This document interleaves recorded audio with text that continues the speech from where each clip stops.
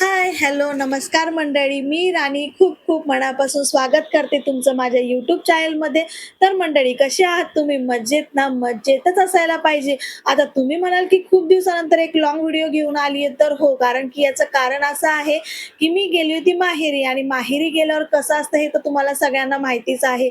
तर जी मुलगी घरी 100 ते 200च्या स्पीडने काम करते, ती माहेरी गेल्यावर किती आळशी होऊन जाते. माझंही सेम तसंच झालं होतं. मी फक्त आणि फक्त आराम केला आणि फॅमिली सोबत भरपूर असा वेळ घालवला, खूप मज्जा केली, गप्पा केल्या.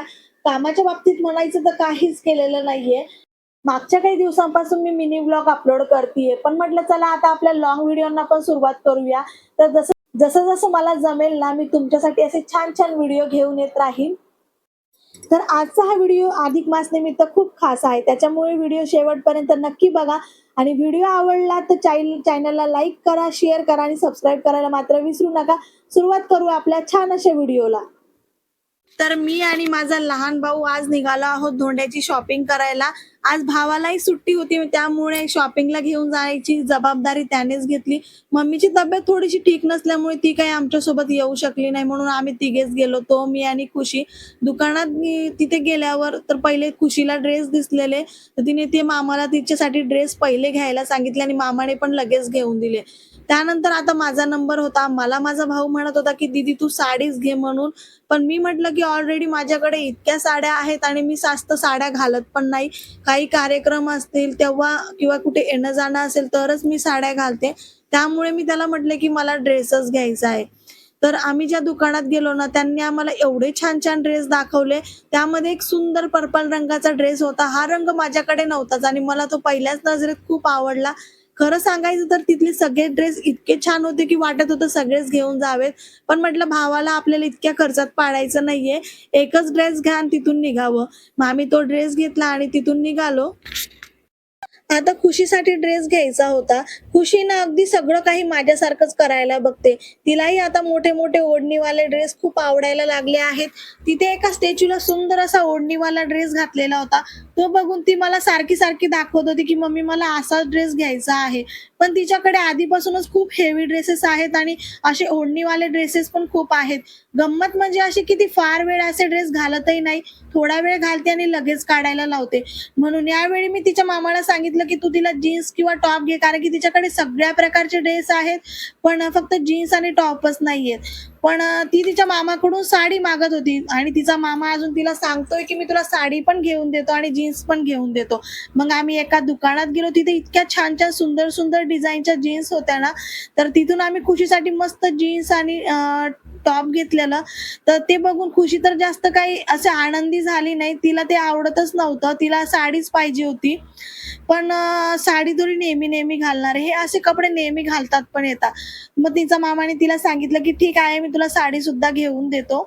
तर तिथे आहे ना, मी इतक्या सुंदर-सुंदर बांगड्या बघितल्या. मला तर खूप आवडल्या, पण माझ्या भावाला काही आवडलं नाही. तो त्याची फिनिशिंग बघत होता. आता खरं सांगा, या बांगड्यांमध्ये इतकी फिनिशिंग राहणार आहे का?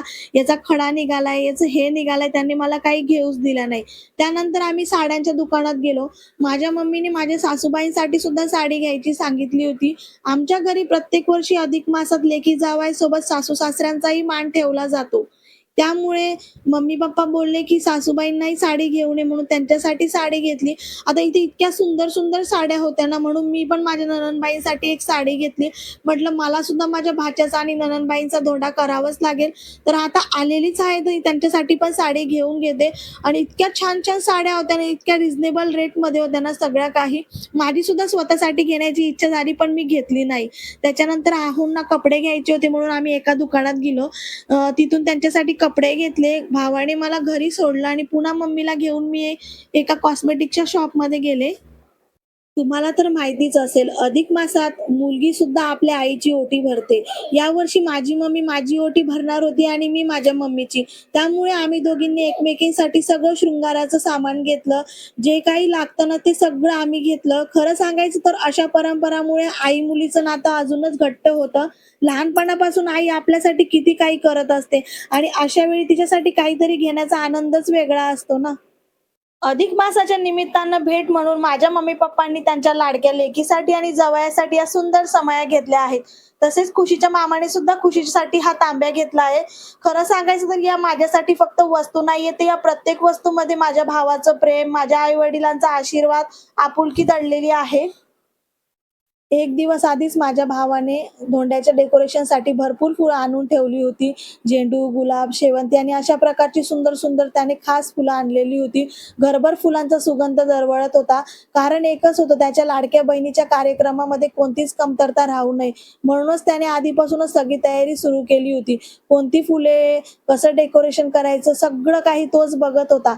खरं सांगायचं तर मी स्वतःला खूप नशीबवान समजते, की मला असा भाऊ भेटलाय म्हणून. लहान भाऊ असतानाही मोठ्या भावाचे सगळे कर्तव्य तो पूर्ण करतो. खरंच भावाचं प्रेम नेहमी शब्दात व्यक्त होत नाही, पण त्याच्या अशा छोट्या-छोट्या कृतीमधून ते स्पष्ट दिसून येतं. माझ्या आनंदासाठी आणि माझ्या चेहऱ्यावर हसू पाहण्यासाठी तो नेहमी धडपड करत असतो. म्हणूनच त्याची लगबग आणि तयारी बघून मन भरून येत होतं. लहान भाऊ असला तरी प्रत्येक वेळी मोठ्या भावासारखी जबाबदारी पार पाडतो आणि म्हणूनच मला माझ्या भावाचा खूप अभिमान वाटतो.